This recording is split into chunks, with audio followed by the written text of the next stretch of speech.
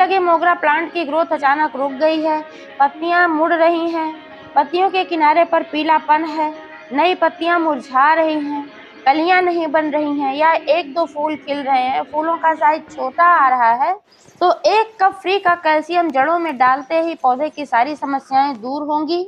मोगरा में ढेर सारी नई नई ब्रांचेज आएंगी और फूलों की संख्या भी ज़्यादा होगी। तो दोस्तों, यह कौन सी चीज़ है और इसका इस्तेमाल कब और कैसे करना है, संपूर्ण जानकारी मिलने वाली है इस वीडियो में। तो प्लीज़ वीडियो पर अंत तक बने रहें, बिना स्किप किए पूरा देखें। और जानकारी अगर पसंद आए तो लाइक करें, शेयर करें और चैनल को अभी तक सब्सक्राइब नहीं किया है तो प्लीज़ चैनल को भी सब्सक्राइब करके बेल आइकन को प्रेस कर लें ताकि सारे अपडेट्स आपको मिलते रहें।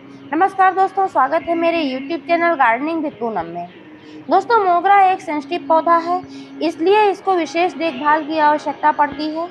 पौधे के समग्र विकास और अच्छी फ्लावरिंग के लिए समय समय पर इसमें फर्टिलाइजर्स भी देने पड़ते हैं और धूप और पानी का भी ख्याल रखना पड़ता है।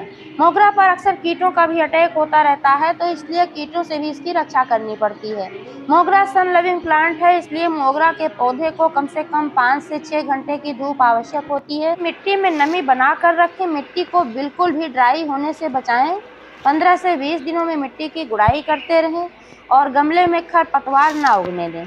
मोगरा में एनपीके का इस्तेमाल करते समय इस बात का ध्यान रखें कि इसका रेशियो 3:6:6 होना चाहिए, यानी कि नाइट्रोजन की मात्रा कम और पोटेशियम और फास्फोरस की मात्रा ज़्यादा होनी चाहिए। मोगरा का पौधा जो होता है हैवी फीडर होता है, इसलिए इसमें समय समय पर खाद वगैरह देनी पड़ती है।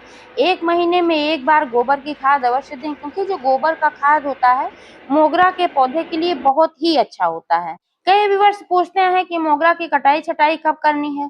तो दोस्तों, मोगरा की कटाई छटाई अक्सर करते रहना चाहिए। जहां से भी आप फ्लावरिंग ले लेते हैं जिस ब्रांच से, तो उस ब्रांच को 2-3 इंच कट करके आपको हटा देना चाहिए। जब भी आप कटाई छटाई करें नोड्स के पास ही करें, क्योंकि यहीं से फिर नई शाखाएं निकलती हैं और फिर जो नई शाखाएं निकलती हैं इनमें ही कलियां बनती हैं और फ्लावरिंग होती हैं। पुरानी जो ब्रांचेज होती हैं इनमें कभी भी कलियां नहीं बनती हैं। प्रूनिंग करने से हमारा पौधा घना भी होता है, जब ज्यादा घना होता है, ज्यादा ब्रांचेज होती हैं तो कलियां भी अधिक संख्या में बनती हैं और हमें ज्यादा फूल प्राप्त होते हैं। क्योंकि दोस्तों, जो ये मोगरा का पौधा होता है ये सफेद फूलों वाला पौधा होता है, तो मोगरा के पौधे को कैल्शियम की आवश्यकता ज़्यादा होती है। अगर आपके पौधे में कैल्शियम की कमी हो जाती है, आपके पौधे में नाइट्रोजन, पोटेशियम, फास्फोरस की अच्छी मात्रा है, इसके बावजूद आपका पौधा खराब हो रहा है, जो समस्याएं भी मैंने बताई ये सारी समस्याएं आ रही हैं, तो निश्चित रूप से आपके पौधे में है कैल्शियम की कमी। तो आपको अपने पौधे में कैल्शियम युक्त खाद देना चाहिए। इसके लिए आप मिट्टी में चूने का भी इस्तेमाल कर सकते हैं, लेकिन मात्रा सीमित रखें। अधिक मात्रा में अगर आप चूने का इस्तेमाल करते हैं तो आपका पौधा जल सकता है। चूना जो होता है ये कैल्शियम का बहुत ही अच्छा स्रोत होता है। अगर आपका गमला 12 इंच का है तो ज़्यादा से ज़्यादा 2-3 ग्राम चूने का इस्तेमाल ही करें।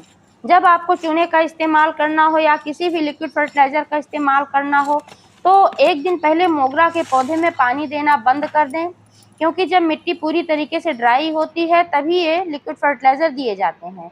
चूने का इस्तेमाल जब आपको करना है तो इसको घोल कर ही करना है। 2-3 ग्राम चूना 1 गिलास पानी में घोलें और मिट्टी की गुड़ाई करके जड़ों में डाल दें। लेकिन आज जो मैं कैल्शियम युक्त फर्टिलाइजर देने वाली हूँ दोस्तों, यह है खट्टी छाछ से बना हुआ, क्योंकि खट्टी छाछ जो होती है ये कैल्शियम का बहुत ही अच्छा स्रोत होती है। और आपके घर में दही वगैरह आती है तो थोड़ी बहुत बचती है, आप फेंक देते हैं, या इस तरीके से जैसे आप यहाँ देख पा रहे हैं, मैंने यहाँ टिफिन में दही रखा हुआ था और थोड़ी सी दही इसमें बची हुई है, ज़्यादा ज़्यादा आधा चम्मच दही है और इसमें जो ये बर्तन है इसमें लगा हुआ है। तो यही इतना एक पौधे के लिए पर्याप्त है, क्योंकि मात्रा अगर अधिक हो जाती है तब भी आपका पौधा खराब हो जाता है। खट्टी छाछ जब भी इस्तेमाल करें मात्रा का विशेष ध्यान रखें, बहुत ज़्यादा नहीं इस्तेमाल करना है, डाइल्यूट करके ही इस्तेमाल करना है, डायरेक्ट आपको दही नहीं डालनी है। तो जो आप देख पा रहे हैं इतना सा इसमें लगा हुआ है और हल्का सा इसमें है, इसमें 1 कप मैं इसमें तैयार करूँगी। यहाँ पर आप देख पा रहे हैं कि 1 कप मैंने पानी लेकर के रखा हुआ है और ये जो पानी है इसी टिफिन में डाल देना है और ठीक तरीके से इसको घोल लेना है। और ठीक तरीके से घोलने के बाद अभी 1 कप फर्टिलाइजर तैयार हो गया है। मिट्टी की गुड़ाई करके मिट्टी को लूज करना है और जड़ों में डाल देना है। तो दोस्तों इस तरीके से आप अपने मोगरा प्लांट से ढेर सारी फ्लावरिंग पा सकते हैं और मरते मुरझाते पौधे को फिर से हरा भरा कर सकते हैं। जानकारी कैसी लगी कमेंट करके अवश्य बताइएगा। पूरा वीडियो देखने के लिए बहुत बहुत धन्यवाद।